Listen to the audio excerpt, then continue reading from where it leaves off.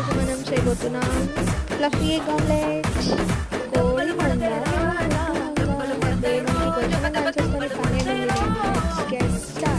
Egg తీసేసుకొని దాన్ని break చేసేసుకోండి. తర్వాత దాన్ని విస్క్ చేసుకోవాలి. కొంచెం ఉరుగు వచ్చాక కొంచెం సేపు చేస్తూనే ఉండండి. ఫైనల్గా ఇలా వచ్చేస్తుంది. సో నేనైతే హ్యాండ్ వేసుకొని యూజ్ చేశాను. తర్వాత ఒక గిన్నెలో ఫస్ట్ ఆయిల్, దీనిలో మనం సాల్ట్ ఇప్పుడే వేసేసుకుందాం, టేస్ట్ బాగుంటుంది. సో దీన్ని బౌల్లో వేసేయండి. మూత పెట్టేసుకొని 5 మినిట్స్కి టర్న్ చేసేసుకోండి. ఇలా చేస్తూ ఒక 5 మినిట్స్ మళ్ళీ లిడ్ క్లోజ్ చేసి అలానే ఉంచి సర్వింగ్ ప్లేట్లోకి తీసేసుకోండి. పైన చిల్లీ పౌడర్, సాస్ ఉంటే సాస్, టేస్ట్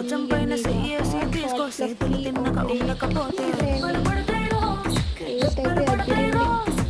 దీంతో పాటు లైక్, షేర్, కామెంట్